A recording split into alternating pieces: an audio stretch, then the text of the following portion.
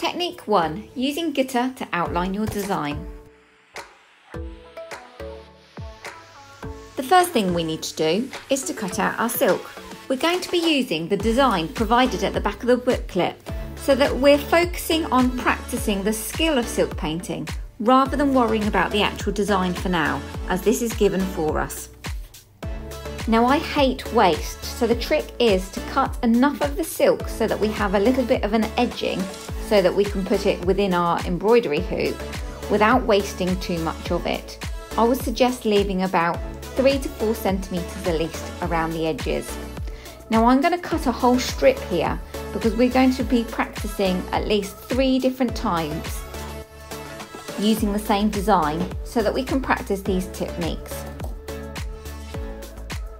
Now, fabric has a grain line, which is, put simply, the direction of the threads running through the fabric. The nature of silk painting, the fabric dyes run through the filaments or the fabric threads until it meets the border of the gutta. So try and see if you can see the grain line and try and keep that as straight as possible. Now, placing the silk within the embroidery frame, there is a little bit of a knack to this.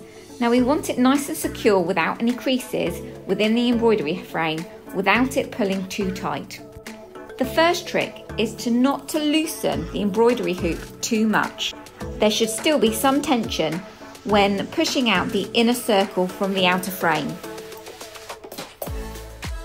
Lay the inner frame flat on the table and place your fabric over the top. Now, this is where you need to get your fabric nice and straight and see if you can make that grain line as straight as possible. Next, place the larger hoop over the top. See, that tension should naturally stretch out the fabric and do most of the job for you. Now, pick it up and all you have to do is very gently tease out the edges. I would work kind of left to right and then up and down, working your way around the frame until you're happy. As you're getting closer to a nice smooth appearance, you can then tighten up the embroidery hoop so it's completely secure.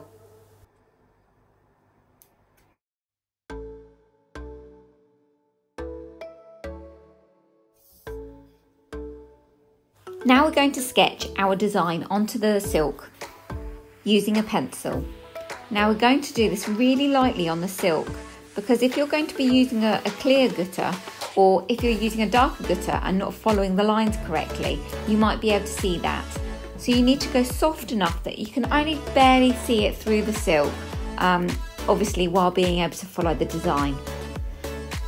You need to lay the fabric hoop upside down so that the silk is directly touching the table.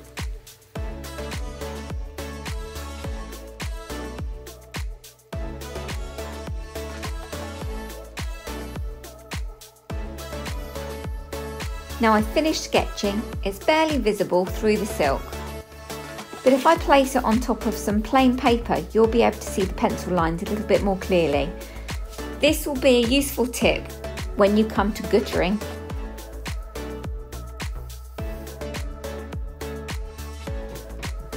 It doesn't matter what colour gutta you use, you can get it in black, clear and several different metallic colours as well. I'm using a nice metallic gold colour. My top tip would be to have a scrap of paper to the side of you, because once you've started to squeeze the tube of gutta, it doesn't actually stop the flow. So periodically you might need to just wipe the end of the nozzle on a scrap of paper. Be mindful where it is at all times because you don't want to wipe the gutta onto your hands or into your silk painting and then kind of reprint it onto your work. When guttering, I would always try to start towards the centre of the design and then work outwards so that you're less likely to smudge the work that you've already started on, and also to perhaps start at more intricate areas and then work your way out from those.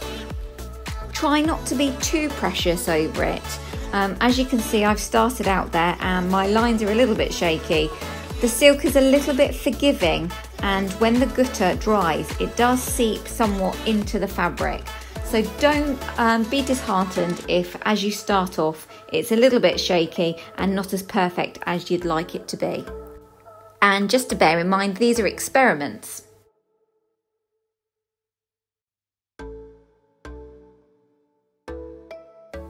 I'm constantly being mindful of where I'm leaning my hand, making sure that I lean on the edge of the embroidery hoop or the table to steady myself, so I don't smudge my design.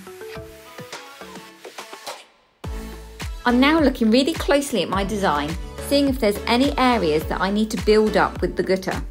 Remember, if there's any gaps in the design, the paint will spread through. So here's my final design, ready now just to be left so that the Gutta can properly dry.